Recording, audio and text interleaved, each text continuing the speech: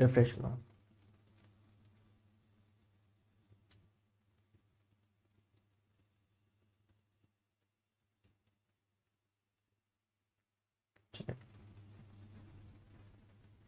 Hello friends, welcome to science magnet. दोस्तों कैसे हैं आप लोग सभी?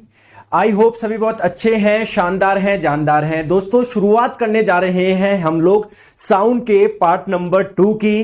दोस्तों इससे पहले एक क्लास हमारी हो चुकी है, आई होप आप लोगों ने देख ली होगी। दोस्तों देखी नहीं देखी जल्दी से बताइए कमेंट करके। Good afternoon Gautam ji. अरे वो क्लास देखी नहीं देखी है ना? देख ली होगी। तो चलिए दोस्तों बिना टाइम वेस्ट करे हुए स्टार्ट करते हैं साउंड का पार्ट नंबर 2। देखिए बहुत इंपॉर्टेंट है, साउंड वाला चैप्टर क्वेश्चन पूछे जाते ही जाते हैं। तो चलिए दोस्तों शुरुआत करते हैं।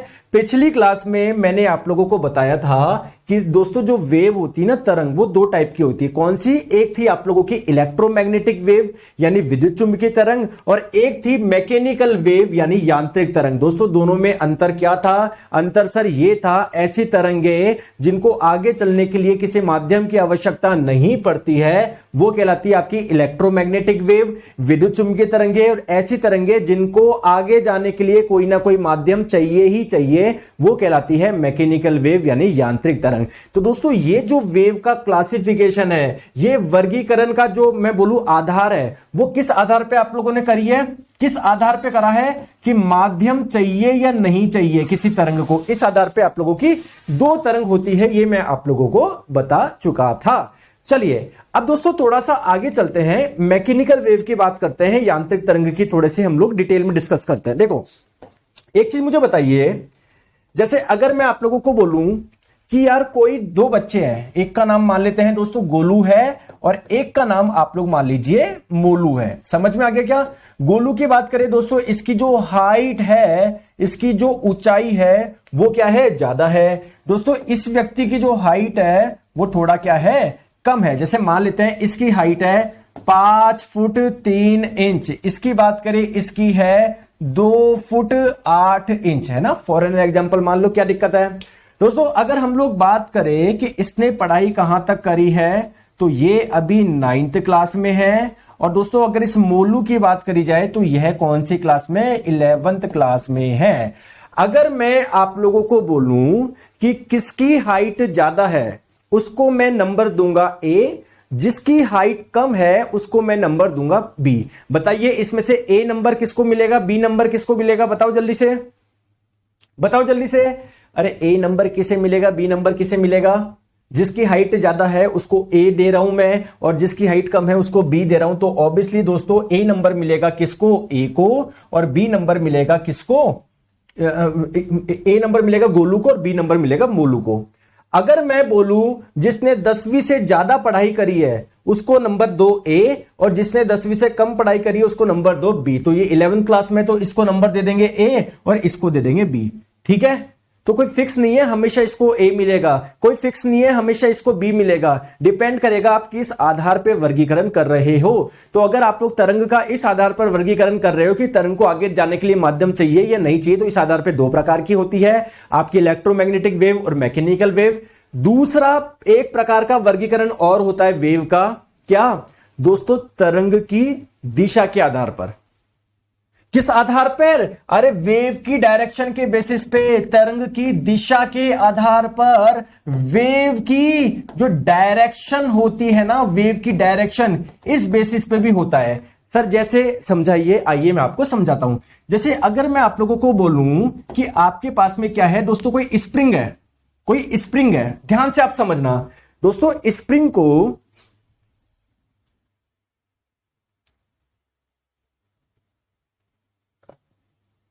अरे दोस्तों क्लियर है ना? बताओ जल्दी से, चीजें क्लियर है या नहीं है? हाँ दोस्तों मैंने आपको बोला कि स्प्रिंग को आप लोग एक काम करिए, पहले कंप्रेस करिए और फिर छोड़ दीजिए। जैसे ही आप लोग कंप्रेस करके छोड़ोगे तो आपको किस प्रकार का नजर आएगा? जब कंप्रेस करके छोड़ोगे तो कहीं पर तो स्प्रिंग आप लोगों को थोड़ी कंप्रेस नजर आएगी, कहीं पर खुली खुली नजर आएगी, कहीं पर कंप्रेस, कहीं पर खुली खुली। क्या ऐसा नजर आएगा? क्या बोलो हाँ या ना? ऐसा ही होता है ना?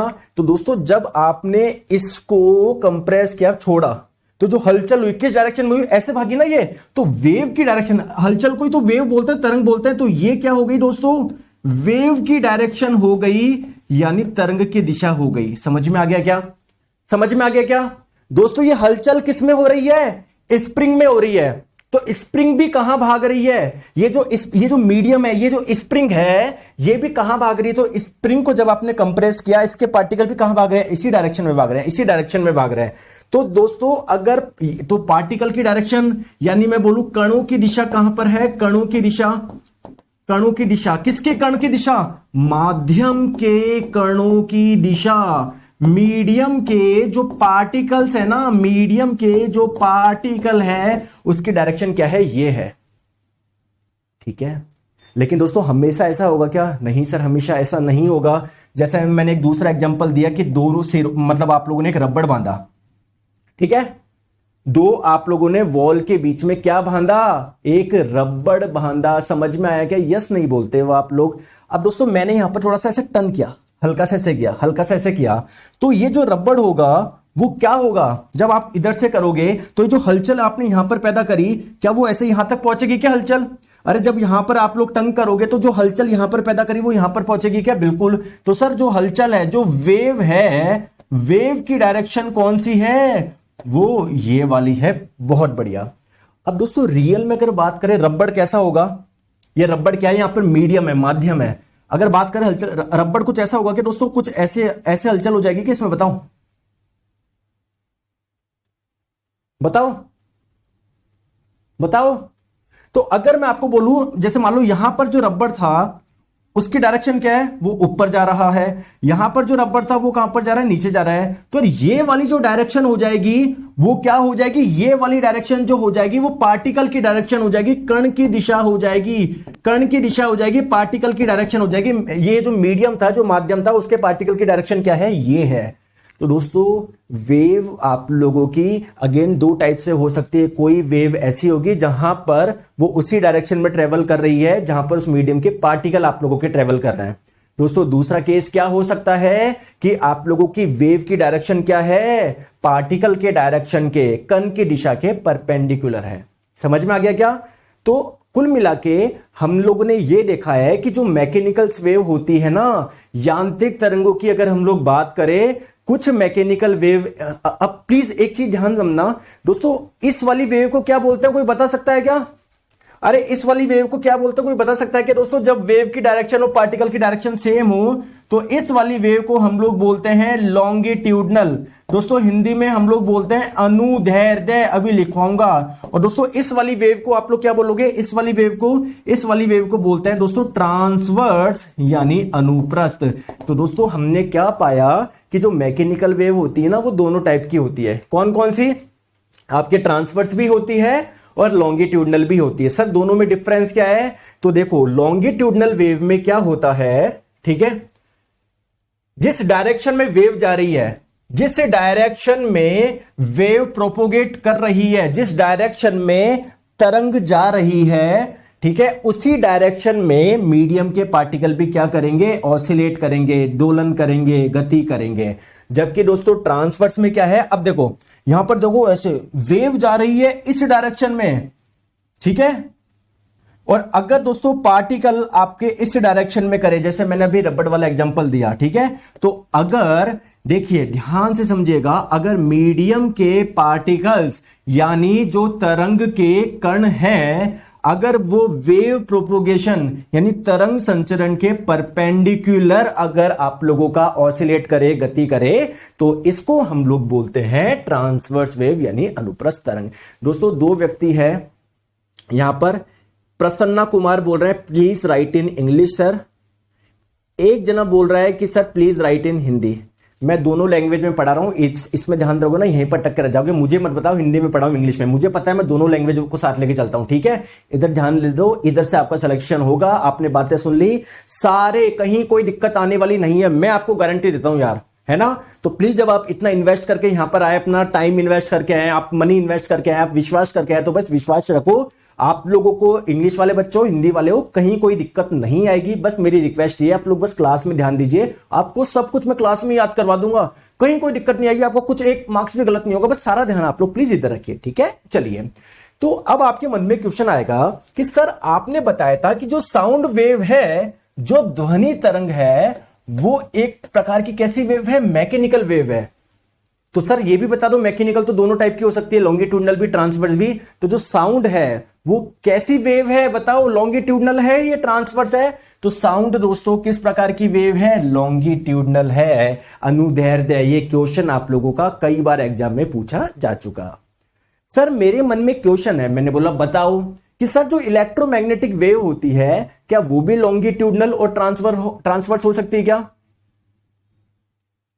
दोस्तों एक चीज ध्यान रखना, जितनी भी इलेक्ट्रोमैग्नेटिक वेव होती है वो सारी की सारी, सभी की सभी, सभी के सभी, सारी के सारी कैसी होती है, ट्रांसवर्स होती है, ट्रांसवर्स होती है, अनुप्रस्थ होती है। जबकि मैकेनिकल वेव लॉन्गिट्यूडनल भी हो सकती है, ट्रांसवर्स भी हो सकती है। ठीक है, चलिए बहुत बढ़िया, आगे चलते हैं नेक्स्ट पे। ठीक है, अब आ जाओ दोस्तों, ट्रांसवर्स वेव जो होगी ना, जिसे आप लोग हिंदी में अनुप्रस्थ तरंग बोलोगे, उसमें आप लोगों को किस प्रकार की वेव दिखेगी?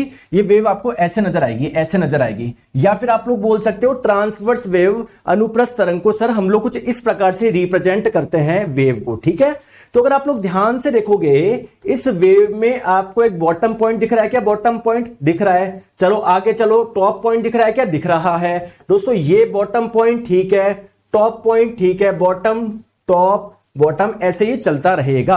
अगर मैं आप लोगों से पूछूं मीन पोजीशन, यानी माध्य स्थिति की बात करें, इसकी मीन पोजीशन क्या है? सर ये मीन पोजीशन है, ये मीन पोजीशन है ना। जैसे अगर फॉर एग्जांपल एक रबड़ है जिसके दोनों सिरों को आपने बांध दिया और आप दोस्तों ऐसे करोगे तो जो रबड़ होगा उसमें हलचल होगी। कभी यहां के रबड़ मान लो ऊपर चले गए, यहां के नीचे हो गए, यहां के ऊपर, यहां के नीचे, तो कुछ ऊपर कभी कुछ नीचे में। अगर बोलूं मीन पोजीशन क्या है, तो ये क्या हो गई आप लोगों की? मीन पोजीशन हो गई। ये क्या हो गई? Mean position. अरे दोस्तों हिंदी में बताइए, सर हिंदी में इसको बोलेंगे माध्य स्थिति। क्लियर है क्या? क्लियर है, समझ में आ गई क्या? ठीक है दोस्तों, आप लोग ध्यान रखिए, किसी वेव का जो टॉप पॉइंट होता है ना, इसको हम लोग बोलते हैं क्रस्ट और हिंदी में इसको बोला जाता है श्रृंग। ठीक है सर, जो बॉटम पॉइंट होता है उसको आप लोग बोलते हैं ट्रफ और हिंदी में बोला जाता है गर्त। बहुत बढ़िया दोस्तों, आप लोग ध्यान से देखिए, मीन पोजीशन से मैक्सिमम कितना ऊपर जा रही है वेव, या मीन पोजीशन से मैक्सिमम कितना नीचे आ रही है, इस चीज को आप लोग क्या बोलते हो? एम्पलीट्यूड बोलते हो। हिंदी में क्या बोलते हो? आयाम बोलते हो। ये बात समझ में आ गई क्या? बताओ, बात समझ में आ गई क्या? बताओ, बहुत बढ़िया दोस्तों। आप मुझे बताओ, अगर मैं बोलूं, अगर आप लोगों से पूछा जाए दो क्रस्ट के बीच के डिस्टेंस को क्या बोलते हैं, दो शंगों के बीच की दूरी को, तो दोस्तों दो क्रस्ट के बीच की दूरी को बोलते हैं वेवलेंथ, यानी तरंग दैर्ध्य, जिसको लैम्डा से रिप्रेजेंट करते हैं। बहुत बढ़िया दोस्तों, अगर ये वेवलेंथ है तो क्या ये भी वेवलेंथ होगी क्या? दो ट्रफ के बीच की डिस्टेंस भी वेवलेंथ होगी क्या? बिल्कुल। तो अगर मैं आपसे पूछूं वेवलेंथ की डेफिनेशन क्या है, आप लोग बोलोगे, हिंदी में बताता हूं पहले, दो क्रमागत शंगों या दो क्रमागत गर्तों के बीच की दूरी को हम लोग तरंग दैर्ध्य बोलते हैं। यानी इंग्लिश में बात करें, distance between two consecutive crest और trough is known as wavelength. बहुत बढ़िया, इतनी सी बात समझ में आ गई? ठीक है, तो ये आपको देखने में ट्रांसवर्स वेव ऐसी लगती है। लेकिन दोस्तों अगर हम लोग बात करें लॉन्गिट्यूडनल वेव की, यानी अनुदैर्ध्य तरंग की, तो इसमें दोस्तों थोड़ा सा आप लोगों को अलग प्रकार से नजर आएगी। यहां पर ऐसे नहीं नजर आएगी आपको। सर बताओ, थोड़ा सा बताऊं? आ जाओ दोस्तों प्लीज, आप लोग यहां पर देखिए। जैसे मान लेते हैं यहां पर क्या थी, एक घंटी थी आपके पास में। क्या थी? घंटी थी। और यहां पर क्या है आपके पास में? कान है। दोस्तों क्या है? कान है। बीच में क्या है? एयर है। तो एयर के क्या होते हैं? एयर में क्या होंगे दोस्तों? बीच में बहुत सारे पार्टिकल होंगे, वायु में बहुत सारे कण होंगे। तो आप लोग ध्यान से समझना, जब आप घंटी बजाओगे तो ये वाइब्रेट करेगा। इसके वाइब्रेशन की वजह से ये वाइब्रेट करेंगे, तो दोस्तों यहां पर ये बहुत क्या आ जाएंगे? क्लोज आ जाएंगे, बहुत क्लोज आ जाएंगे। फिर यहां पर थोड़ा गैप रहेगा पार्टिकल के बीच में, फिर यहां पर थोड़ा क्लोज आ जाएंगे, फिर यहां पर थोड़ा गैप होगा। तो कुल मिला के आप लोग देख पाओगे कि एक जगह पार्टिकल बहुत पास पास में रहेंगे। इस चीज को हम लोग बोलेंगे क्या? कंप्रेशन। हिंदी में संपीड़न। देखो यहां पर बहुत पास पास में है दोस्तों, एक जगह थोड़ा सा दूर दूर होंगे, जैसे ही कंप्रेस हो गए पास पास में, कहीं पर पार्टिकल थोड़ा दूर दूर होंगे, तो इसको बोलेंगे एक्सपेंशन। हिंदी में इसको इंग्लिश में रेयरफेक्शन के नाम से भी जानते हैं, विल्डन के नाम से भी जानते हैं। तो मैं बस आपको यह बोलना चाह रहा हूं, जिस प्रकार ट्रांसवर्स अनुप्रस्थ में क्रस्ट ट्रफ क्रस्ट, ट्रफ यानी श्रृंगगर्त मिलता है, वैसे यहां पर क्या मिलेगा? Compression, rarefaction, compression, rarefaction, compression, rarefaction, यानी संपीड़न, विलयन, संपीड़न, विलयन, संपीड़न, विलयन, संपीड़न, विलयन, संपीड़न, विलयन। दोस्तों चीज समझ में आ गई क्या? बोलो हाँ या ना बोलो। यस नहीं बोलते हो आप लोग? जी सर समझ में आ गई। लेकिन सर मुझे एक चीज बताइए, साउंड किस प्रकार की वेव है? लॉन्गिट्यूडनल है, अनुदैर्ध्य। लेकिन सर है ना, कई बुक में ना साउंड को ऐसे बनाया जाता है। सर वो गलत बताते हैं ना? बताओ, आप सही बोलो। सर वो गलत बताते हैं ना? साउंड जब लॉन्गिट्यूडनल है, अनुदैर्ध्य, तो सर साउंड वेव को ऐसा क्यों बनाया जाता है? दोस्तों इसके पीछे एक कारण है, आइए मैं आपको समझाता हूं। दोस्तों मुझे एक छोटी चीज बताओ, है ना? अरे यस बोलिए, ठीक है। दोस्तों मेरा एक छोटा सा डाउट है, देखो अभी आपको दूर हो जाएगा, ठीक है? आप मुझे बताइए ये किसका सिंबल है? ये किसका सिंबल है? आपने व्हाट्सएप पे यूज किया होगा। सर ये हर्ट का सिंबल है। ये जो अंदर वाले की बात कर रहा हूं सर, ये हमारे हृदय का सिंबल है। लेकिन क्या हर्ट हमारा एक्चुअल में ऐसा होता है कि नहीं? दोस्तों जब आप रियल में देखोगे ना, हर्ट बहुत गंदा होता है। तो फिर सर ऐसा क्यों बनाया? जस्ट ये उसका एक रिप्रेजेंटेशन है, ठीक है? तो दोस्तों इस प्रकृति में अलग अलग प्रकार की वेव है। मैक्सिमम सारी वेव कौन सी है? ट्रांसवर्स है, अनुप्रस्थ है। तो इसको भी हम लोग इस प्रकार से रिप्रेजेंट कर लेते हैं। सर नहीं आया समझ में? वापस समझाओ, समझाता हूं।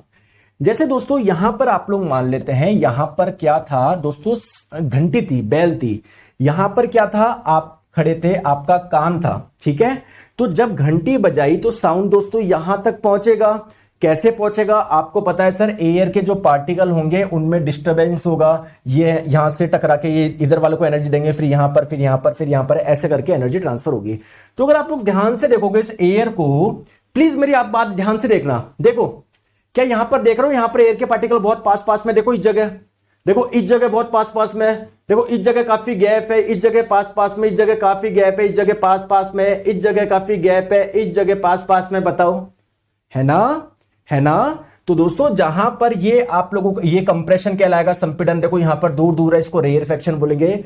तो हम क्या कर रहे हैं? इसको एक रिप्रेजेंट कर रहे हैं ट्रांसवर्स वेव के रूप में। जहां पर दोस्तों कंप्रेशन है उसको ले लिया क्रस्ट, जहां पर रेयरफैक्शन है, विंडलन है, उसको ले लिया ट्रफ। तो कुल मिला के साउंड वेव को भी इस प्रकार से आप लोग क्या कर सकते हो? रिप्रेजेंट कर सकते हो। समझ में आ गई बात को? सर बिल्कुल समझ में आ गई।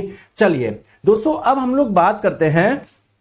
हाँ, मैंने आपको बताया था ध्वनि तरंगों का संचरण कैसे होता है। जैसे यहां पर आप लोग देखो, इस जगह यहां पर घंटी थी जहां से साउंड प्रोड्यूस हो रहा था, यहां पर आप थे जो साउंड सुन रहे थे। बीच में क्या है? मान लीजिए एयर है, तो एयर के पार्टिकल में कुछ डिस्टर्बेंस होगा। तो देखो यहां पर एयर के पार्टिकल बहुत दूर दूर है, यहां पर पास में दूर, यहां पर पास पास में। तो कुल मिला के एक जगह से जब दूसरी जगह में साउंड प्रोपोगेट कर रहा है, संचरण कर रहा है, तो वहां पर आपको क्या देखने को मिलेगा? आप मुझे बताओ। सर कहीं पर माध्यम के पार्टिकल थोड़ा दूर दूर होंगे, कहीं पर बहुत पास पास होंगे। जहां पर पास पास होंगे ना, उस चीज को आप लोग बोलोगे कंप्रेशन, संपीड़न। यहां पर प्रेशर बहुत ज्यादा होगा क्योंकि एयर के पार्टिकल बहुत पास पास में, यहां पर दूर दूर है, तो क्या होगा? रेयरफैक्शन होगा, विरलन। तो दोस्तों आप लोग ध्यान रखिएगा, अगर आप लोगों से पूछा जाए कंप्रेशन यानी संपीड़न वाले पार्ट में क्या होता है, तो एयर के पार्टिकल या कोई भी मीडियम का जो होता है वो बहुत पास पास में आ जाता है, तो वहां पर डेंसिटी हाई होती है। हाई डेंसिटी तो दोस्तों प्रेशर भी क्या होगा? हाई होगा। जबकि रेयरफैक्शन विरलन में क्या होता है? डेंसिटी आप लोगों की लो होती है और लो ही क्या होगा? प्रेशर होगा। समझे या नहीं समझे? बताओ बताओ।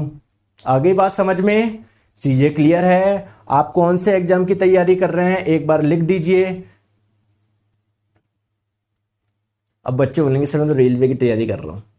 बहुत अच्छी बात है, लेकिन दोस्तों मैं वादा दिलाता हूं जब आप लोग इसको अच्छे से कंप्लीट कर लोगे, अच्छे से तैयारी कर लोगे, आपको जीवन में कोई सा भी एग्जाम देना हो, साइंस आपको जीवन में वापस पढ़ने की जरूरत नहीं पड़ेगी। एक बार पढ़ लो, अच्छे से पढ़ लो, ठीक है? बहुत बढ़िया। अब सर मुझे एक चीज बताओ, समझ में आ गया कि साउंड वेव जब प्रोपोगेट करती है, ध्वनि तरंगों का जब संचरण होता है, तो क्या होता है? जो मीडियम के पार्टिकल कहीं पर बहुत दूर दूर होते हैं, कहीं पर पास पास, दूर दूर, पास पास, दूर दूर, मतलब रेयरफैक्शन यानी विरलन, कंप्रेशन, रेयरफैक्शन, कंप्रेशन, ये आपको देखने को मिलेगा। बहुत बढ़िया। चलिए अब आपके मन में क्वेश्चन आ रहा होगा कि सर हमेशा आप एक ही एग्जांपल दे रहे हो क्या? क्या सर इधर घंटी है, सर इधर व्यक्ति है, बीच में एयर है। सर एक चीज मुझे बताओ, सर आप और मैं दोनों पानी के अंदर गए, मैंने कुछ आवाज निकाली सर, क्या वो आवाज आप तक पहुंचेगी क्या? बोलो यार। ध्वनि तरंग किस प्रकार की वेव है? मैकेनिकल वेव है, कोई ना कोई माध्यम चाहिए। पानी है तो सर क्यों नहीं पहुंचेगी यार? क्यों नहीं पहुंचेगी बताओ, कारण बता दो इसलिए नहीं पहुंचेगी। अच्छा सब छोड़ो, आप मुझे एक चीज बता दो, स्कूल में हम लोग क्या करते थे जब स्कूल टाइम पे थी? जो बेंच थी ना, बेंच पे एक जने को बोलते हैं कि भाई तेरा कान लगा, देख मैं ढोलक बजा रहा हूं। तो जब आप ढोलक बजाते तो उस लकड़ी के माध्यम से क्या उसको साउंड सुनाई देता था क्या? यानी जो साउंड है वो तो लकड़ी में से भी ट्रेवल कर रहा है। अरे उसको मीडियम चाहिए, माध्यम चाहिए, चाहे ठोस हो, तरल हो, गैस, उसको कुछ फर्क नहीं पड़ता। बहुत बढ़िया सर, बहुत बढ़िया। तो आपको मैं ये बोलना चाह रहा हूं, जो साउंड होता है ना दोस्तों, वो एयर के माध्यम से या गैस के माध्यम से भी एक जगह से दूसरी जगह वो आप लोगों का प्रोपेगेट करता है दोस्तों। जैसे जो लिक्विड होता है, तरल होता है, चाहे कोई पानी हो, चाहे कोई कुछ भी हो, उसके माध्यम से भी एक माध्यम से मतलब माध्यम में एक जगह से दूसरी जगह पे जाएगा। ठीक है, अब जैसे मान लो ये आप लोगों ने क्या करा, बचपन में से खेला होगा, ये स्टील का ग्लास लिया, यहाँ पर स्टील का ग्लास लिया, कुछ स्टील के वायर से जोड़ दिया, तो जब बोलोगे ना इस वायर के माध्यम से साउंड जा रहा है, वायर क्या ठोस ही तो है, तो सॉलिड के माध्यम से भी है ना साउंड का क्या होता है, प्रोपोगेशन होता है। ठीक है, चलिए बहुत बढ़िया दोस्तों। क्वेश्चन ये आता है कि सर किस माध्यम में साउंड जल्दी पहुंचेगा? जैसे मान लेते हैं कोई व्यक्ति है ए और बी, कोई व्यक्ति है ए और कोई दूसरा व्यक्ति है दोस्तों बी। ठीक है, इनके बीच में क्या है? पानी है। क्या है? पानी है। समझ में आ गया क्या दोस्तों? अब एक व्यक्ति है ए, दूसरा व्यक्ति है बी, उसी डिस्टेंस पे खड़ा है। अब इनके बीच में क्या है? लोहे का एक बहुत बड़ा टुकड़ा रख दिया। मेरा क्वेश्चन ये है कि जो साउंड आप लोगों की साउंड जो जाएगा इस पॉइंट से दूसरे पॉइंट पे, साउंड ज्यादा जल्दी किस पे पहुंचेगा, यहां पर या यहां पर? बताओ दोस्तों, एक कॉमन सेंस लगा के बताओ। तो दोस्तों साउंड सबसे जल्दी पहुंचेगा इस जगह। सर क्यों? हमको पता है सर, कोई भी पदार्थ होता है ना, वो बहुत छोटे छोटे पार्टिकल से मिलकर बना होता है, जिसे हम लोग एटम यानी परमाणु बोलते हैं। तो सर ये जो लोहे का टुकड़ा होगा, ये भी बहुत सारे एटम यानी परमाणु से मिलकर बना हुआ होगा। नहीं बना हुआ होगा? ये पहला, दूसरा, तीसरा, है ना, ऐसे बहुत सारे। तो दोस्तों सॉलिड में क्या होता है, एटम जो होते हैं ना, आपस में बहुत अच्छे तरीके से बंधे होते हैं, आपस में बहुत अच्छे तरीके से बंधे होते हैं। सर इससे फायदा क्या होगा? इससे फायदा ये होगा जब दोस्तों ये वाइब्रेट करेगा ना, जुन जुन जुन जुन जुन जुन, ये पास वाले को बहुत अच्छे से वाइब्रेट करा देगा, क्योंकि जस्ट इसके चिपका हुआ है। जब ये वाइब्रेट करेगा, पास वाले को बहुत अच्छे से वाइब्रेट करा देगा, क्योंकि जस्ट इससे चिपका हुआ है। तो साउंड एक जगह से दूसरी जगह पर आसानी से पहुंच जाएगी अगर बीच में सॉलिड है यानी ठोस है। जबकि दोस्तों आपको पता है जो लिक्विड होते हैं ना, इसके एटम है ना ज्यादा पास नहीं होते, थोड़ा सा डिस्टेंस पे होते हैं। तो अगर ये वाइब्रेट करा भी ना, तो ये उतने अच्छे से इसको आगे ट्रांसफर नहीं कर पाएगा। समझ रहे हो क्या बात को? तो सॉलिड के मुकाबले, ठोस के मुकाबले लिक्विड में जो स्पीड होगी साउंड की, वो क्या होगी? कम होगी। बताइए दोस्तों। अगर बात करें गैस की, तो ये कोई व्यक्ति है ए, ये कोई दूसरा व्यक्ति है बी, इनके बीच में क्या है? अगर कोई मान ले कोई गैस है या कोई एयर है, एयर क्या है? बहुत सारी गैस का मिक्सचर ही तो है। मान लो बीच में कार्बन डाइऑक्साइड गैस है, तो दोस्तों उसके तो गैस में तो आपको पता है पार्टिकल बहुत ज्यादा दूरी पर रहते हैं।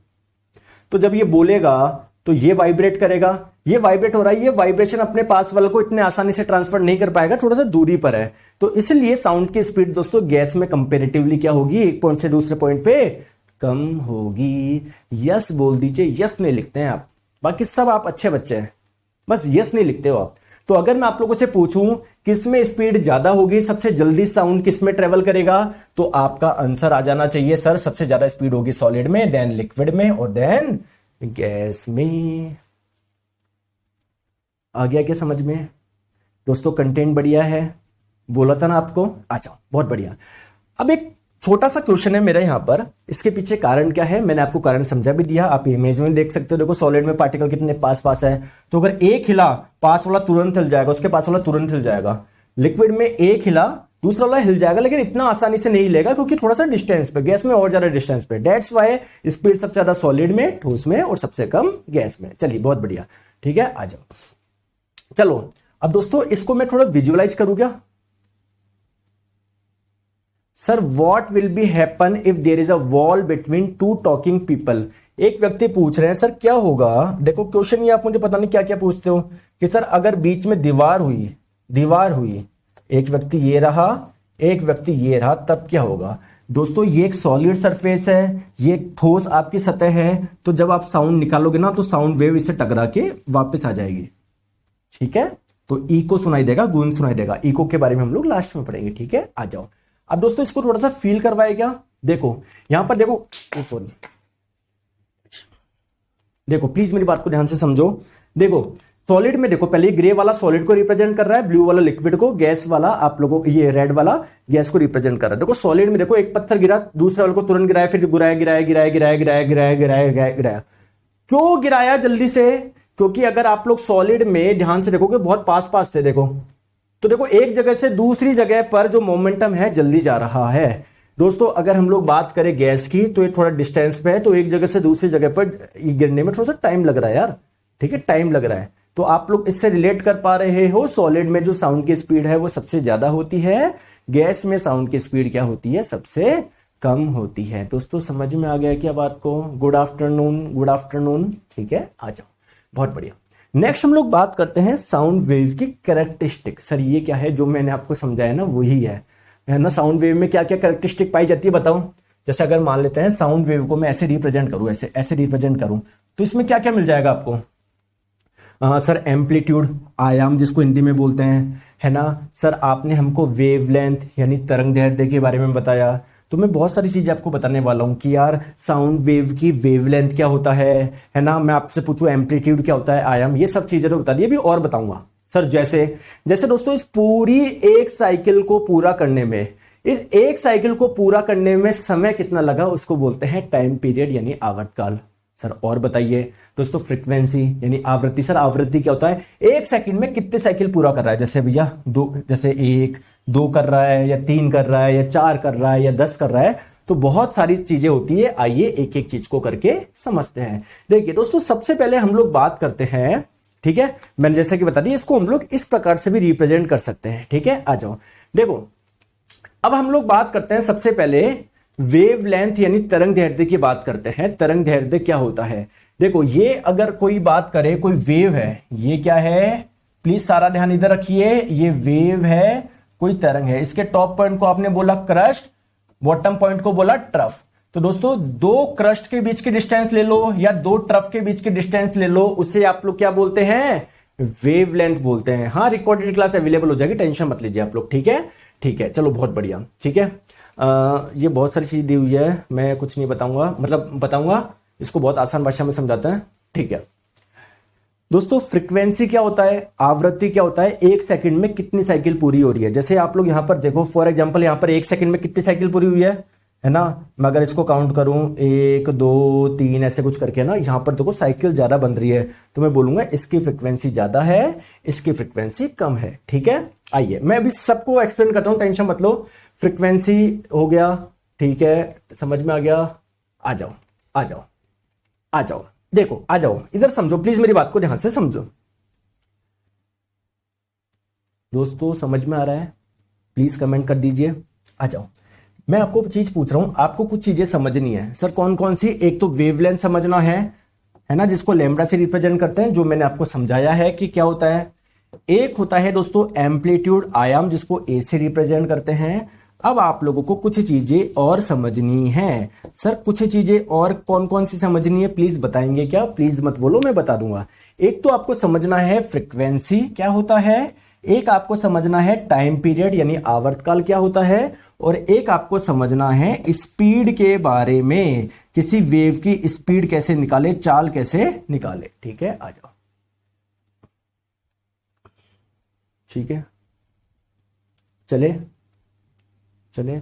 और दोस्तों आप लोगों को कोई भी वो देना हो ना, रिव्यू देना हो किसी का भी, आप इस नंबर पे व्हाट्सएप कर दिया करो, है ना, मैं पूरा चेक करता हूं। मस्त रहो आप, बिल्कुल मस्त रहो, ठीक है। आ जाओ, हाँ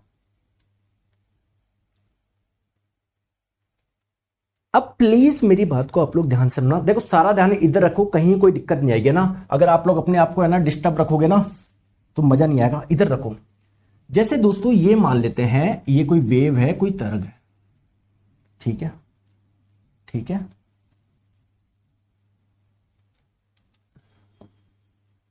ठीक है, बहुत बढ़िया। जरा मुझे कमेंट करके बताएंगे इसको क्या बोला था आपने? क्रस्ट बोला था, हिंदी में शंख, इसको ट्रफ बोला था, इसको क्रस्ट बोला था, इसको ट्रफ बोला था। ठीक है, मेरी बात को आप लोग ध्यान से समझो। ये आपका क्रस्ट हो गया, ये आपका ट्रफ हो गया। मैं अगर आप लोगों से एक चीज पूछना चाहूं तो आप बताएंगे कि ये जो साइकिल्स बनी है टोटल कितनी बनी है? एक बनी है, ये दो बनी, सॉरी, एक, दो, तीन, चलो एक और बना लेते हैं ना, एक और बना लेते हैं। ठीक है,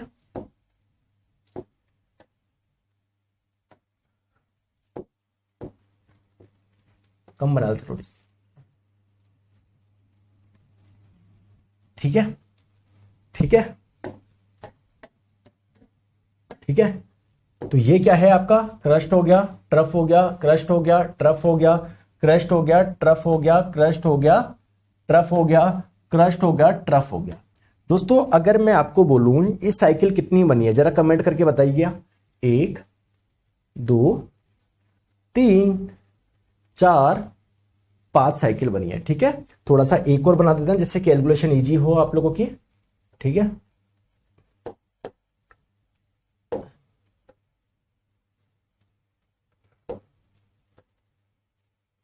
ठीक है, अब आ जाओ। ये आ गया क्रस्ट, ये आ गया ट्रफ आ गया। तो एक साइकिल, दो साइकिल, तीन साइकिल, चार साइकिल, पांच साइकिल, छह साइकिल। दोस्तों मैंने आपको एक सिंपल सा क्वेश्चन पूछा। क्या पूछा? मैंने बोला यार 2 सेकंड में 6 साइकिल बनी है, 2 सेकंड में 6 साइकिल बनी है।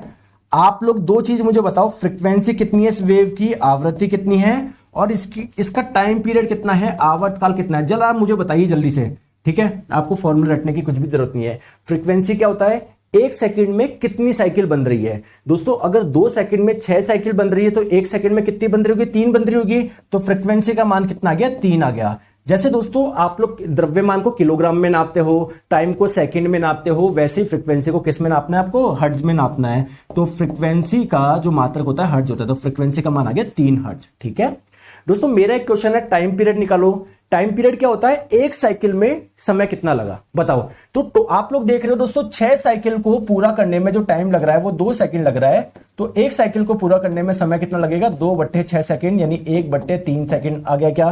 तो अगर मैं आप लोगों से पूछूं टाइम पीरियड कितना हो जाएगा? 1/3 सेकंड, या 0.33 सेकंड भी बोल सकते हो, यानी 0.33 सेकंड में एक साइकिल पूरी हो रही है।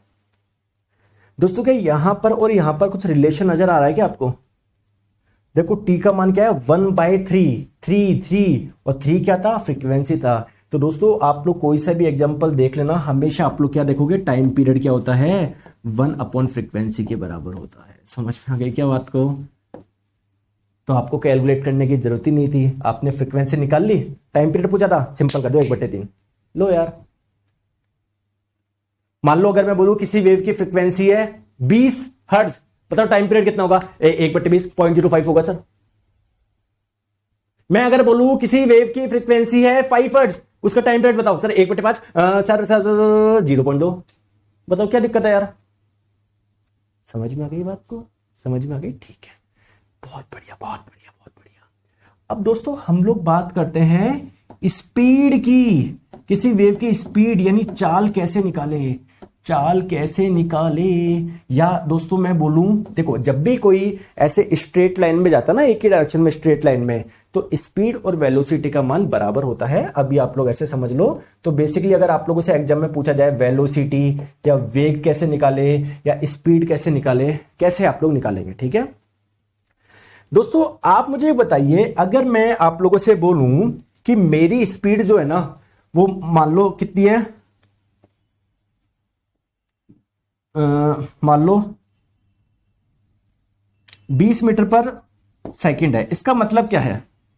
इसका मतलब क्या है कि सर इसका मतलब यह है आप एक सेकंड में 20 मीटर चल रहे हैं। अरे भैया यही तो मतलब हुआ, बोलो हाँ या ना। एक सेकंड में कितना चल रहा हूं मैं? 20 मीटर चल रहा हूं। बहुत बढ़िया, बहुत बढ़िया, बहुत बढ़िया, बहुत बढ़िया, बहुत बढ़िया। ठीक है, अब प्लीज आप लोग मुझे यह बताइए, ये जब ऐसे चला जुन जुनून जुन जुन जुनून जुन जुन जुनून जुन जुन, ये ऐसे चल रहा है ना, दोस्तों आप दो क्रस्ट के बीच की दूरी को वेवलेंथ बोल रहे हैं, बहुत अच्छी बात है। दो ट्रफ के बीच की दूरी को आप लोग वेवलेंथ बोल रहे हैं, ये बिल्कुल सही बात है। लेकिन मेरा क्वेश्चन ये है कि अगर एक पूरी साइकिल की बात करें तो दोस्तों इस साइकिल की लंबाई जो होगी ना, ये भी तो वेवलेंथ के बराबर होगा। खुद कॉमन सेंस लगाओ दोस्तों, जब ये आपका वेवलेंथ है तो ये भी तो वेवलेंथ होगा, तो ये भी तो वेवलेंथ होगा। बताओ, तो वेवलेंथ को लैम्बडा से डिनोट करते हैं, यानी वेवलेंथ की बहुत सारी डेफिनेशन हो गई सर। दो क्रस्ट के बीच की डिस्टेंस बोल दो, दो ट्रफ के बीच की डिस्टेंस बोल दो, एक साइकिल की लेंथ बोल दो। बताओ बताओ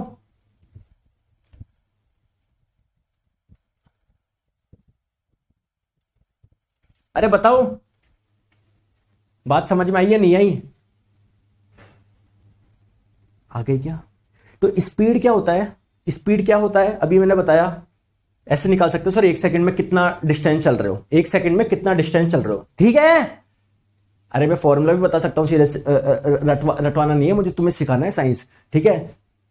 रटना है क्या? लो यार, किसी भी वेव की वेलोसिटी निकालनी हो या स्पीड निकालनी हो, उसका सिंपल सा फॉर्मूला है फ्रीक्वेंसी इंटू वेवलेंथ, आवृत्ति गुना तरंग दैर्ध्य। लो निकाल लेना। अगर आप लोग फ्रीक्वेंसी का मान अगर हर्ज में रखोगे और वेवलेंथ का मान अगर आप मीटर में रखोगे तो वेलोसिटी का मान आएगा मीटर पर सेकंड। लो सिंपल सा है, लो। लेकिन रटो मत यार, फॉर्मूला मैं बता रहा हूं आया कैसे, ये समझो आप, प्लीज मेरी बात को समझो। देखो दोस्तों, 2 सेकंड में कितनी साइकिल पूरी करी? 6 साइकिल पूरी करी। सही बात है? बोलो सही बात है या नहीं है? बिल्कुल है। बोलते नहीं हो यार, बिल्कुल है। स्पीड निकालनी ना, स्पीड क्या होता है आप लोगों का? डिस्टेंस अपॉन टाइम है ना, डिस्टेंस अपॉन टाइम। तो टोटल डिस्टेंस कितनी ट्रेवल करी? 6 साइकिल, 1 2, और हर एक साइकिल की लंबाई कितनी है? लैम्बडा। तो lambda lambda lambda, total distance कितनी ट्रेवल करी? 6 लैम्बडा ट्रेवल करी। कितने टाइम में करी? 2 सेकंड में करी। तो ये कितना आ जाएगा? 6/2, 3 इंटू लैम्बडा। 3 क्या है? फ्रीक्वेंसी थी क्या? तो स्पीड का या वेलोसिटी का फॉर्मूला क्या आ गया? Frequency into lambda. मैं ये बोलना चाह रहा हूं यार आपको, ये ऐसे आता है, समझ में आ गया?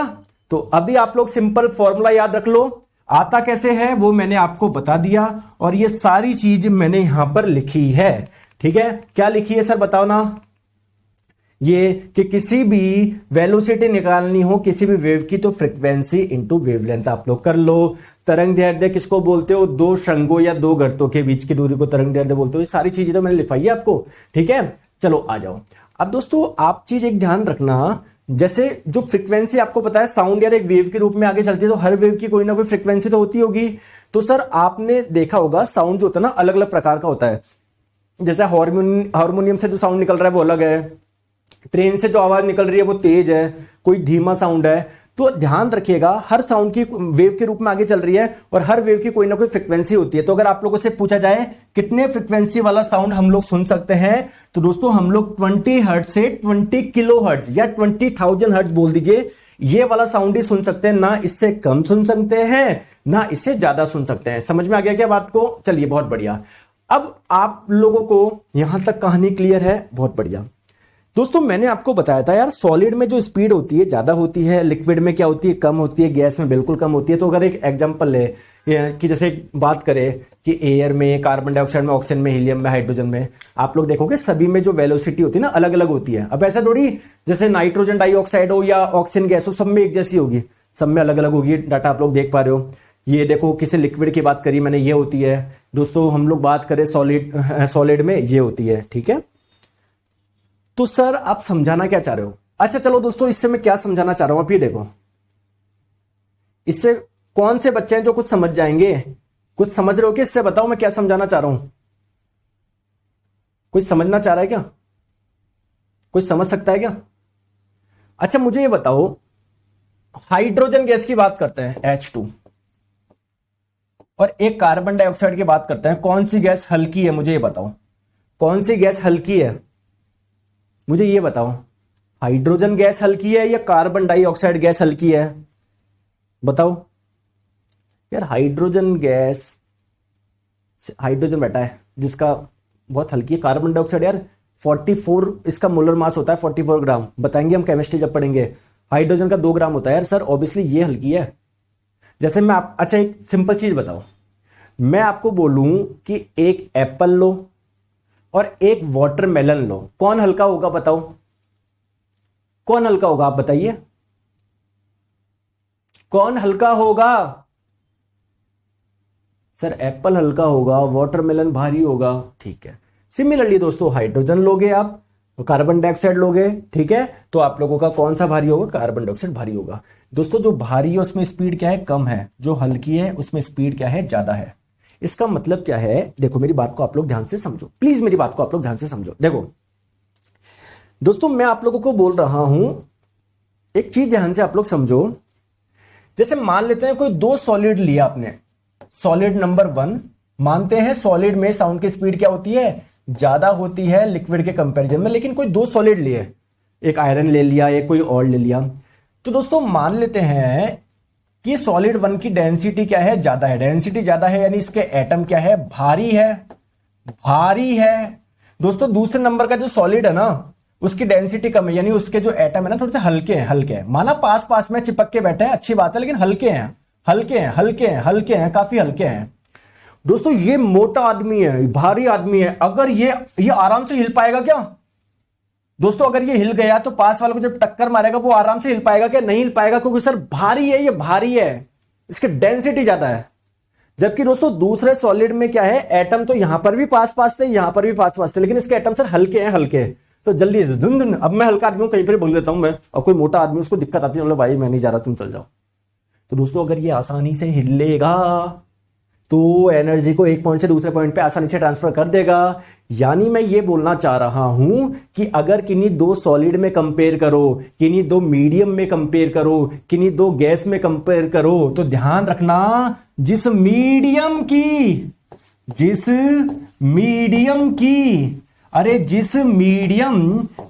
माध्यम की डेंसिटी ज्यादा, उसमें साउंड की स्पीड या साउंड की वेलोसिटी क्या होगी? कम होगी। अब जब मैं बोलता हूं ना कि सर डेंसिटी ज्यादा तो स्पीड कम, तो बहुत जने मेरे पास में आते हैं। कैसे आते हैं आपको भी बता दूं क्या? सर सॉलिड की डेंसिटी तो ज्यादा होती है, गैस की तो बहुत कम होती है, फिर सॉलिड में स्पीड ज्यादा क्यों? जबकि अभी आप बोल रहे हो कि जिस माध्यम की डेंसिटी ज्यादा उसमें स्पीड कम। देखो दोस्तों मुझे एक चीज बताओ, ये आपकी पॉकेट है, आपकी पॉकेट में मैंने 100 रुपए रखे और आपकी पॉकेट से मैंने 2000 रुपए निकाल लिए, आपका फायदा है या नुकसान है? आप ये क्यों देख रहे हो सर 100 रुपए आए, आप ये भी तो देखो 2000 रुपए निकल गए यार। तो आप पहले देखो सॉलिड को सबसे बड़ा फायदा क्या है कि उनके एटम पास पास में होते हैं, पास पास में, तो अगर ये हिला तो ये तुरंत हिल जाएगा। जबकि गैस में एटम ही दोस्तों बहुत दूर दूर है, तो अगर ये हिला भी ना तो भी पास वाले को इतनी आसानी से नहीं जा पा रहा। तो पहली बात है सॉलिड तो रेस यहीं पर जीत गया यार। अब बात करते हैं कि नहीं दो सॉलिड की, एक ये वाला सॉलिड, एक दूसरा सॉलिड। तो दोस्तों अगर किसी सॉलिड के एटम हल्के होंगे तो वो और आसानी से लेंगे, उसमें स्पीड ज्यादा होगी। मैं ये बोलना चाह रहा हूं, समझ में आ गया? तो किसी दो सॉलिड के बीच में कंपेयर करो या किन्हीं दो लिक्विड के बीच में कंपेयर करो, तो दो गैस के बीच में कंपेयर करो, तो जिस मीडियम का माध्यम की डेंसिटी ज्यादा उसमें स्पीड कम, जिस माध्यम की डेंसिटी कम स्पीड ज्यादा। समझ में आ गई क्या? मैं ये समझाना चाह रहा हूं यार, समझते नहीं हो तुम आप लोग। ठीक है दोस्तों, यहां तक क्लियर है? कोई दिक्कत तो नहीं है? ठीक है, चले आगे।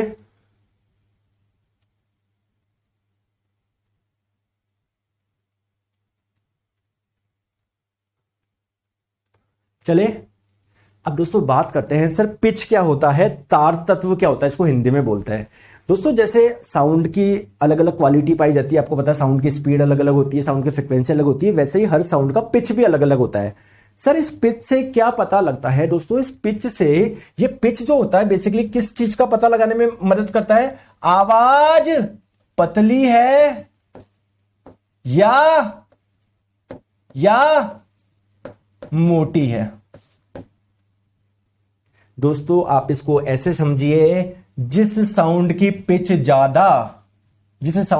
ज्यादा वो आवाज कैसी होगी? पतली होगी।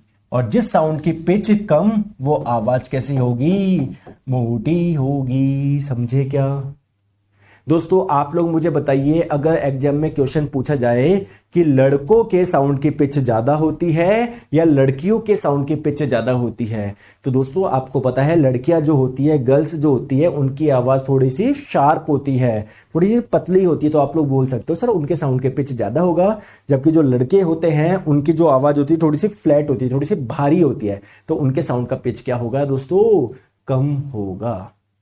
दोस्तों ये क्वेश्चन आप लोगों का कई बार पूछा जा चुका है। 4 ऑप्शन दे दिया, बताइए इनमें से किसके साउंड का पिच ज्यादा होगा। एक दे दिया शेर की दहाड़, एक मान लो ऐसे कुछ दे दिया, एक दे दिया मच्छर की बिनबिनाहट। तो मच्छर की जो बिनबिनाहट होती है ना, काफी शार्प साउंड होता है उसका, यानी उसकी जो साउंड का पिच है वो क्या है? सबसे ज्यादा है। समझ में आ गई बात को? बहुत बढ़िया, बहुत बढ़िया। चलिए ठीक है, आ जाओ। एक चीज क्लियर है। अब सर आप मुझे बताइए, अगर कोई रिलेशन है क्या कि इसके साउंड का पिच ज्यादा होगा, इसके साउंड का पिच कम होगा? दोस्तों अगर किसी साउंड की फ्रिक्वेंसी ज्यादा है, फ्रिक्वेंसी ज्यादा है, तो उस साउंड का पिच भी क्या होगा? ज्यादा होगा। पिच ज्यादा होने का मतलब क्या है? आवाज जो होगी वो पतली होगी, पहला पॉइंट। दूसरा पॉइंट क्या है? अगर किसी साउंड की फ्रीक्वेंसी कम होगी तो पिच भी कम होगी। पिच कम होने का मतलब क्या है? आवाज मोटी होना। दोस्तों क्या कभी आपने सुना है जब आपके पास में से गाड़ी गुजरती है, बाइक, तो ऐसे आवाज आती है ना,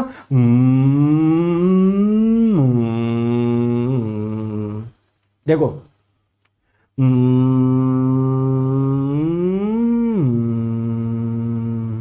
तो आवाज मोटी से पतली, पतली से मोटी, ऐसा एहसास किया है क्या?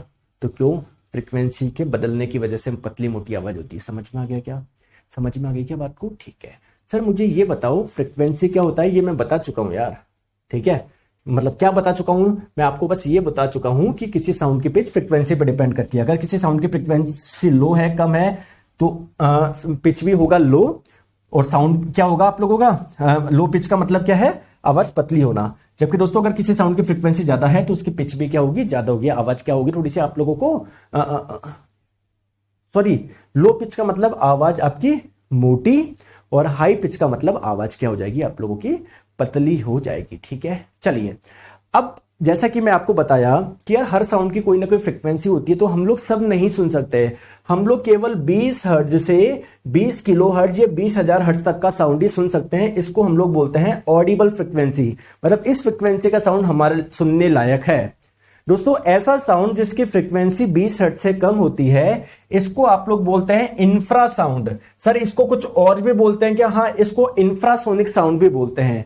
सर हिंदी में बताइए, हिंदी में आप लोग इसे अपश्रव्य ध्वनि बोलते हैं। और ऐसा साउंड जिसकी फ्रीक्वेंसी 20,000 हर्ट्ज से ज्यादा है, ऐसे साउंड को हम लोग अल्ट्रासाउंड बोलते हैं।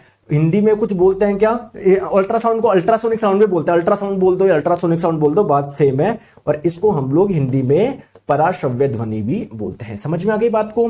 क्लियर है बात को? ठीक है। अब सर मुझे ये बताओ, टाइम कितना हो गया? टाइम 1:48 हो गया। दोस्तों इसके आगे का हम लोग कंटिन्यू करते हैं कल। कोई दिक्कत? अच्छे से सब कुछ समझ में आया ना? देखो हम अच्छे ग्राफ भी देखेंगे, ठीक है, हम लोग अच्छे बढ़िया से ग्राफ देखेंगे, टेंशन मत लो। ये देखो, देखो, देखो, ये देखो, सब सब मैं ग्राफ बताऊंगा आपको।